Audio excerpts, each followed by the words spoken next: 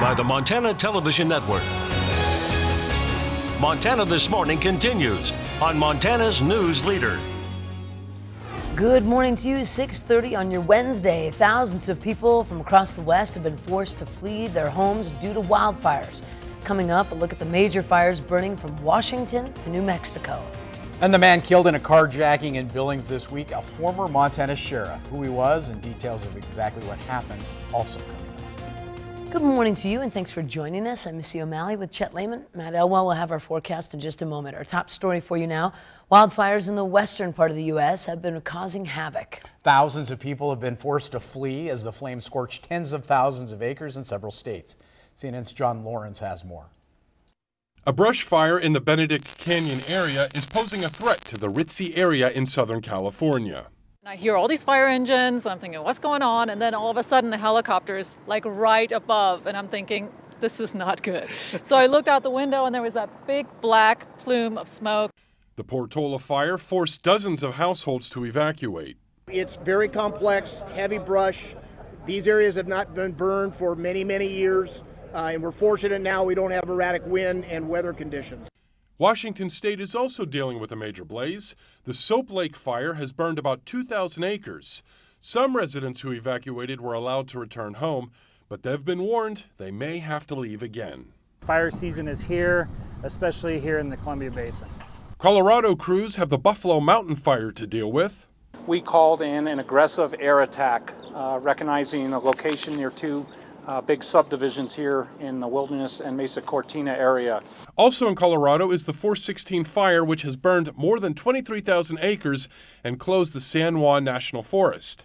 That fire also forced Sarah and Michael Kramer to move their wedding ceremony this past weekend, but they made the most of the situation with unique photos to remember their special day. I'm John Lawrence reporting. By the way, another fire in the west, the Ute Park fire in New Mexico, which began back on May 31st, has burned about 37,000 acres. Fortunately, that one is now almost all fully contained. If it's good luck when it rains on your wedding day, it shouldn't rain ashes. No, there's no saying for the well, like wildfires. they say when they hand you lemons, take your pictures in front of the forest fire.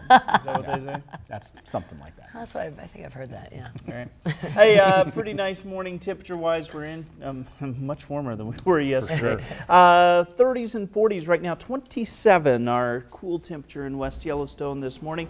Satellite and radar pretty quiet for the early part of the day. I don't expect to see any rain showing up by the afternoon. Our daytime high should be into or very close to the 80-degree mark.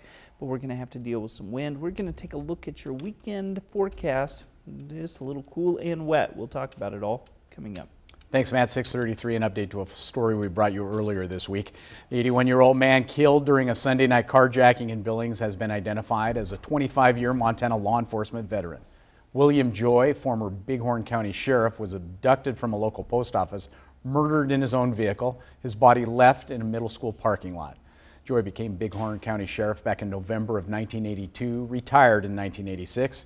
Joy spent 16 years on the Hardin Police Department before he went to work for Bighorn County for another 9 years. The suspect, Donald Gray Jr., a transient from North Carolina, made his first appearance in court yesterday afternoon. Defense attorneys say Gray had only been in Billings for 1 week when he allegedly abducted Joy at the post office at 15th Avenue West and Broadwater before killing him. Charging documents state Gray saw Joy getting into his car. He approached him, threatened him with a knife, ordering him to drive away.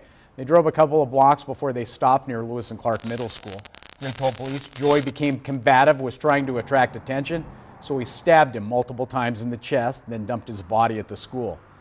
Gray was arrested by officers a short time later after he was pulled over for a traffic violation. He was transported to jail, where officers say he confessed to the crime. He's being held on a $1 million bond. And last night, the public got to take a closer look at the EPA's plans to clean up mine waste that runs through the center of Butte. The public forum was held at the Butte Public Archives. Plans were on display for Butte's Superfund cleanup, known as the Butte Priority Soils Operable Unit.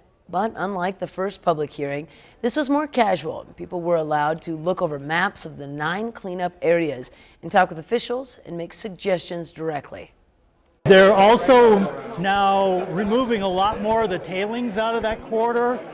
than was ever expected, say, 5 or 10 years ago. So, big strides forward.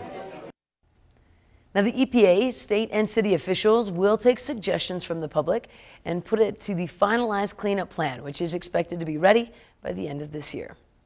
And yesterday, the State Public Service Commission gave its approval to a deal that includes $4.5 million for the town of Colstrip. The PSC voted 4-1 to approve the sale of the Spokane-based Avista Corporation to the Canadian utility company. Avista is part owner of 2 of the 4 coal-fired power plants in Colstrip.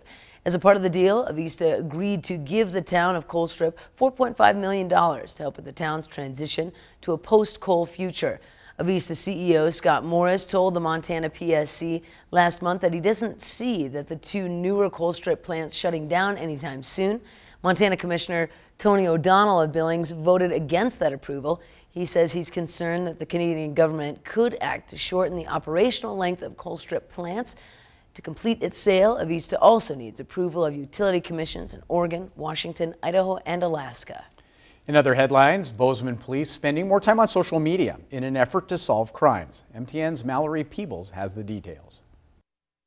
Officers typically hit the streets to find bad guys, but with the prevalent use of social media like Facebook, Instagram, and Snapchat, more and more officers are now hitting the web. Even if you're not friends with Captain Andy Knight, chances are you've seen his Facebook posts. When we send out suspects, people love that. He heads up the Support Services Division. Community outreach, we do a lot of the hiring, we do code compliance. And they run the Bozeman Police Department Facebook page. There you'll find posts about community events involving BPD, plus requests for help from the public. Like Monday, surveillance images were posted of shoplifting suspects and their getaway vehicle. We reached 9,400 people looking for these folks. Captain Knight says because of the high traffic online, social media is a good place to gather tips. You might see it on the news real quickly. This gives people time to really focus in on it, take a look at it for a long period of time, and pass it around and share it. It's also a place to gather evidence. Deputy Chief Jim Veltkamp was among a handful of law enforcement from around the state who recently attended some training on social media uses in investigations. There's always new ways people are going about using computers to facilitate, again, not only negative behaviors, some positive behaviors, but in some instances crimes. And so yes, we have to have an increasing amount of knowledge and awareness to know what to be looking for, where to go, and how to extract that data. Whether friends or foes, Bozeman Police Department will continue to use the internet to keep an eye on the community they're tasked with protecting. If you'd like to follow the Bozeman Police Department, visit our website for links. Reporting from Bozeman, Mallory Peebles for MTN News. Now, Mallory tells us Bozeman Police Department, one of 3 agencies in the state with a forensics lab focusing on extracting digital data from computers and cell phones to be able to use as evidence. And bears are on the move in western Montana, and in one particular area, they've seen an increase in bear activity. MTN's Connor McCauley shows us how wildlife officials are dealing with the spike. Lolo residents have been seeing an increase in bear activity ever since the animal awoke from hibernation. One reason bear activity is becoming so prevalent in Lolo is because of last year's fire season. You know, last year with the fires, the whole community was evacuated, or parts of the community, and during that time they could not do any garbage pickup.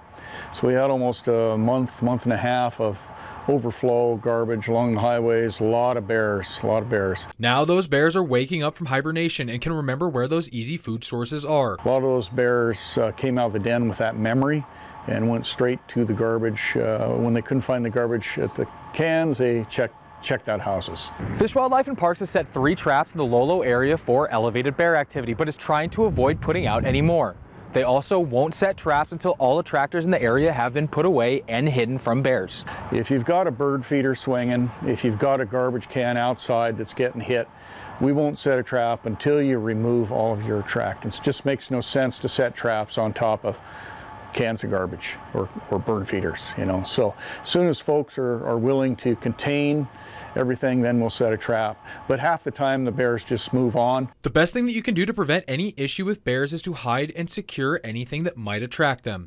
So it's really not a bear problem. It's a human attractant problem. And if the human attractants aren't there, we find that we don't have the bear problems. In Lolo, Connor McCauley, MTN News. Those are some good tips. It sounds like common sense, but we're not going to set the traps as long as you still have the attractants out. It becomes a bear problem. It's really our problem to deal with. Yeah, that makes perfect sense. Yep. They don't want your bird feeder. No. They really don't. It is time for a quick break. Here's a preview of what's coming up on Montana this morning. I'm Chris Martinez in Los Angeles, where doctors are using stem cells to help treat children with a life-threatening heart condition.